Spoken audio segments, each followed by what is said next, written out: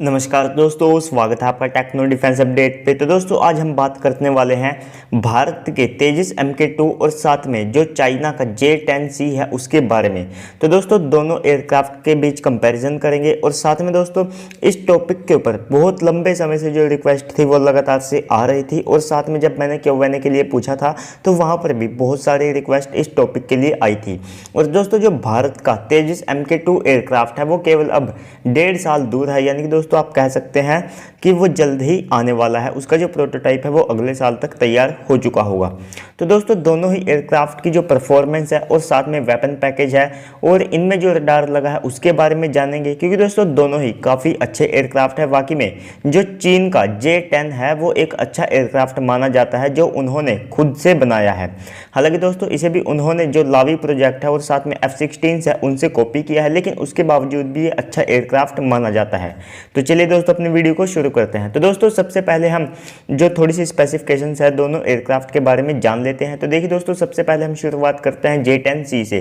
तो ये एक 4.5 जनरेशन का single engine medium weight category का कनार्ड डेल्टा विंग के साथ आने वाला फाइटर जेट है और अपने कनार्ड्स के साथ ये अच्छे खासे जो मैनूवर्स है उनको परफॉर्म कर सकता है।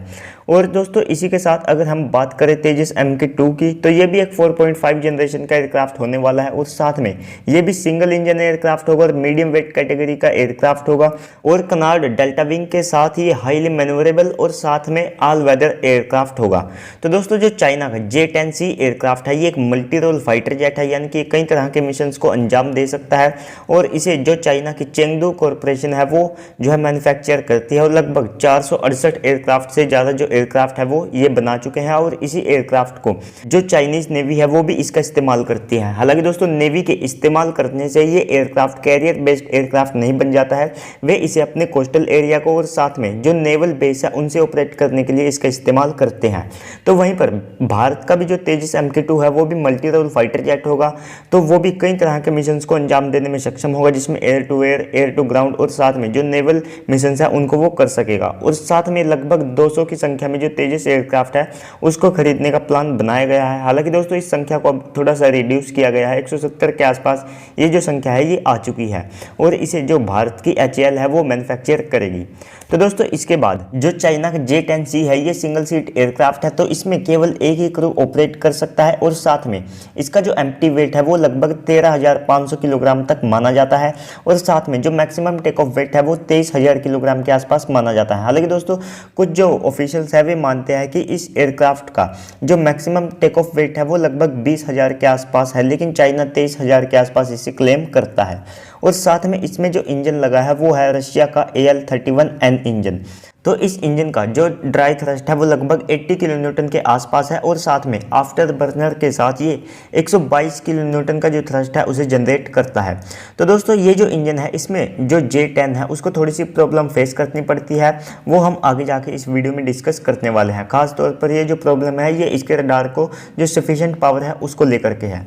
तो दोस्तों इसके बाद जो तेजस MK2 होने वाला है वो भी सिंगल सीट एयरक्राफ्ट होगा, तो वो भी अपने साथ एक क्रू को ले जाने में सक्षम होगा और साथ में उसका जो एम्प्टी वेट है वो लगभग 7,850 किलोग्राम के आसपास रहने वाला है और मैक्सिमम टेक ऑफ वेट है वो लगभग 17,500 किलोग्राम के आसपास होगा। हालांकि इससे थोड़ा ज़्यादा भी हो सकता है। और इसके बाद इसमें जिस इंजन का इस्तेमाल किया जाएगा वो है जनरल इलेक्ट्रिक्स का F414 INS-6 इंजन।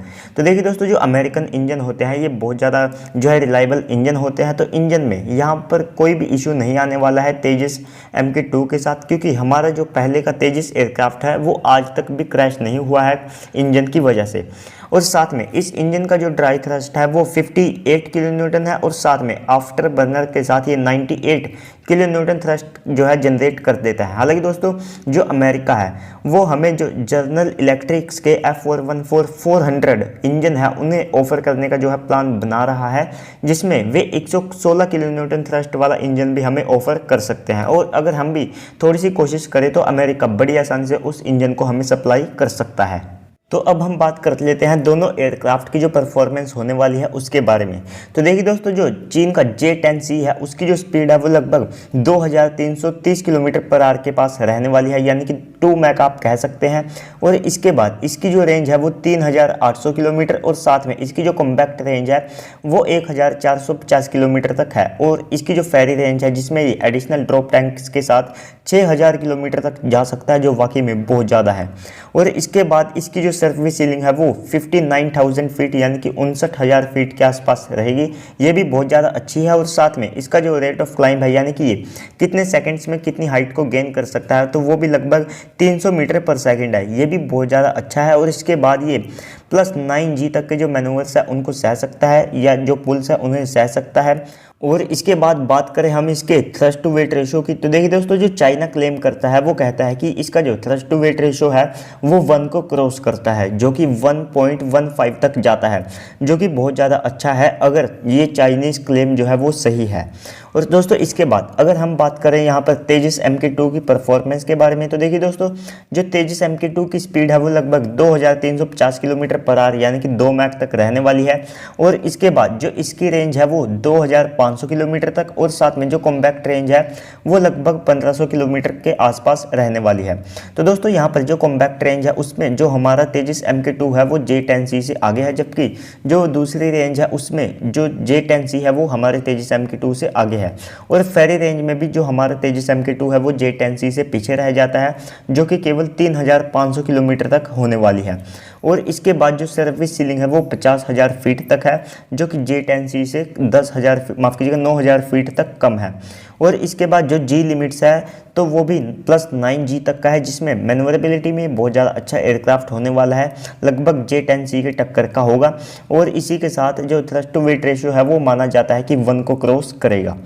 तो दोस्तों अब हम बात कर लेते हैं दोनों एयरक्राफ्ट के रडार के बारे में, क्योंकि दोस्तों डॉग फाइट में जो रडार है ये बहुत ज़्यादा बड़ा रोल निभाते हैं। तो देखिए दोस्तों जो J10C है उसमें जो रडार लगा है उसमें लगभग 1200 के आसपास जो TR मॉड्यूल्स हैं वे मौजूद है। और इसी के साथ उसकी जो रेंज है वो लगभग 250 किलोमीटर से थोड़ी सी ज़्यादा जो है चाइना क्लेम करता है।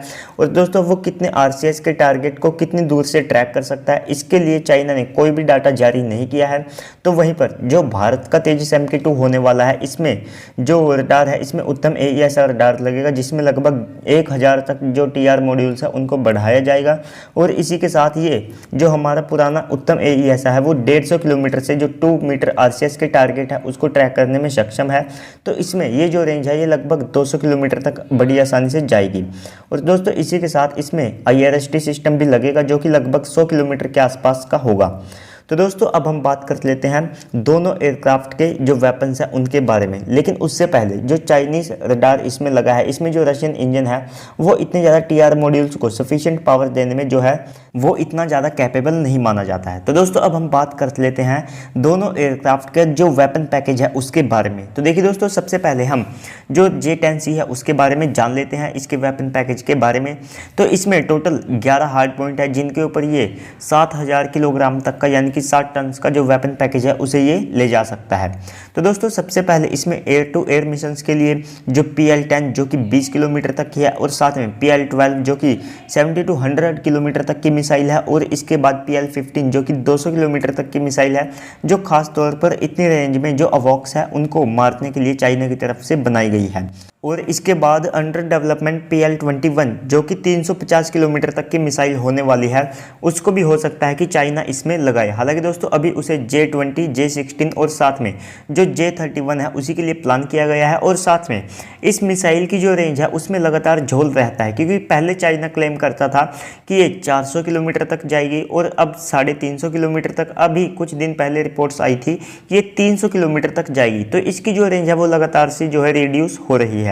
और इसके बाद इसमें जो दूसरी मिसाइल है उसमें KD-88 और साथ में YJ-91 और जो बॉम्ब्स है उसमें GB-3 और साथ में GB-2A और GB-3A बॉम्ब्स को ये कैरी कर सकता है। और साथ में वहीं पर अगर हम बात करें तेजस MK2 के बारे में, तो देखिए दोस्तों इसमें भी 11 हार्ड पॉइंट होने वाले हैं और ये लगभग 6500 किलोग्राम तक का जो पेलोड है उसे ले जा सकता है। तो देखिए दोस्तों जो चाइना का एयरक्राफ्ट है वो इससे बेहद ज़्यादा भारी है, लेकिन फिर भी ये उसी के जितना जो वेपन पैकेज है उसे कैरी करने में सक्षम है। तो यहाँ पर जो वेपन पैकेज है उसमें जो वेपन पेलोड है दोनों में कोई खास डिफरेंस नहीं है, केवल 500 किलोग्राम तक का जो डिफरेंस है वो दोनों में आता है। तो सबसे पहले इसमें अस्त्र IR मिसाइल भी लगाई जाएगी जो कि 80 किलोमीटर तक की मिसाइल होने वाली है, जो कि इंफ्रारेड मिसाइल होगी। और दोस्तों इसके बाद इसमें अस्त्र मार्क 1 जो कि 110 किलोमीटर की मिसाइल है, और साथ में अस्त्र मार्क 2 जो कि 160 किलोमीटर तक की मिसाइल होने वाली है, जिसके टेस्ट और ट्रायल भी स्टार्ट कर दिए गए हैं। और इसके बाद अस्त्र मार्क 3 जो कि 2023 तक जो रेडी होने की जो है चांसेस है, तो वो भी 350 किलोमीटर तक की मिसाइल होगी। जो इसके टेस्ट हैं वे भी जो है स्टार्ट कर दिए गए हैं, जिसमें जो solid fuel ducted ramjet engine है उसके ऊपर भारत काम करना शुरू कर चुका है। तो दोस्तों इसके बाद इसमें ब्रह्मोस NG जो कि अवॉक्स को मारने के लिए खास तौर पर, और साथ में जो स्टॉर्म शैडो है जो कि शॉर्ट रेंज की मिसाइल है उसका भी इस्तेमाल किया जाएगा। और जो एंटी रेडिएशन मिसाइल्स है उनमें इसमें रुद्रम सीरीज़ की जितनी भी मिसाइल हैं उनका इस्तेमाल किया जाएगा। और दोस्तों इसके बाद ये DRDO के HSLD 100, 250, 450 जो बॉम्ब्स हैं उनको भी कैरी करने में सक्षम होगा, और साथ में स्मार्ट एंटी एयरफील्ड वेपन्स हैं उनको भी ये कैरी कर सकेगा। तो दोस्तों अब हम दोनों एयरक्राफ्ट के बारे में थोड़ा सा और डिटेल से जान लेते हैं डॉग फाइट के दौरान। तो देखिए दोस्तों दोनों ही एयरक्राफ्ट सेमी स्टेल्थ एयरक्राफ्ट है, लेकिन जो चाइना का J-10 एयरक्राफ्ट है उसका जो एयरफ्रेम है वो इतना ज़्यादा अच्छा नहीं माना जाता है। तो इसके लिए चाइना काम भी कर रहा है। जो J-10C है उसमें उनकी तरफ से जो कार्बन मटेरियल्स है, जो कंपोजिट कार्बन मटेरियल्स है उनका इस्तेमाल किया जाएगा। तो दोस्तों इससे जो चाइना का J-10C है उसकी जो एयरफ्रेम की लाइफ है वो भी बढ़ेगी, और साथ में उसके साथ जो समस्याएं चाइना अभी फेस कर रहा है तो वो भी सॉल्व कर ली जाएगी। तो दोस्तों वहीं पर जो भारत का तेजस MK2 एयरक्राफ्ट होने वाला है इसमें शुरू से ही ये सारी खूबियाँ होंगी। साथ में जो चाइना का J-10C एयरक्राफ्ट है ये F-16 और साथ में जो लावी प्रोजेक्ट है इनकी कॉपी माना जाता है। तो वहीं पर भारत ने खुद की टेक्नोलॉजी को बेस करके जो हमारा तेजस एयरक्राफ्ट है उसे बेस करके इस एयरक्राफ्ट को डिज़ाइन किया है। तो जो J-10C है इसमें जो इंजन लगा है, और साथ में जो तेजस MK2 में जो इंजन लगा है, तो इनमें एक और डिफरेंस ये है कि J-10C का माफ़ कीजिएगा AL-31 ज़्यादा हीट को जो है जनरेट करता है, यानी कि ज़्यादा इंफ्रारेड सिग्नेचर को ये क्रिएट करता है, जिससे IRST सिस्टम इसे पहले और ज़्यादा दूर से ट्रैक करने लग जाते हैं। और दोस्तों इसके बाद फर्स्ट लुक फर्स्ट किल, यानी कि जो पहले एयरक्राफ्ट को देखेगा वही पहले मिसाइल को फायर करेगा, जबकि जो एनिमी एयरक्राफ्ट है वो इससे डिफेंसिव मोड में जाने के मजबूर हो जाएगा। तो दोस्तों अगर हम मान लेते हैं कि दोनों के जो AESR रडार है उनको सफिशिएंट पावर यहाँ पर मिल जाती है, तो जहाँ पर जो तेजस MK2 है उसका साइज़ और साथ में उसका जो RCS है वो J-10C से जो है छोटा होने वाला है। तो यहाँ पर J-10C के लिए इस एयरक्राफ्ट को ट्रैक करना बहुत ज़्यादा मुश्किल होगा। तो वहीं पर हमारा जो उत्तम AESR रडार है वो लगभग 150 किलोमीटर से 2 मीटर RCS के टारगेट को ट्रैक कर सकता है। तो वहीं पर जो उत्तम AESR इसमें लगेगा तो उसकी रेंज तो और ज़्यादा यहाँ पर बढ़ने वाली है। तो बड़ी आसानी से ये जो J-10C है उसको ट्रैक करने में सक्षम होगा। तो दोस्तों वहीं पर जो चाइना का AESR रडार लगा है उसके बारे में चाइना ने कुछ खास जानकारी नहीं दे रखी है। तो ऐसे में दोनों का कंपैरिजन करना एकदम प्रॉपरली तरीके से पॉसिबल भी नहीं हो पाता है। तो चलिए दोस्तों आज की इस वीडियो में इतना ही, मिलते हैं अगली वीडियो में, तब तक के लिए गुड बाय, जय हिंद।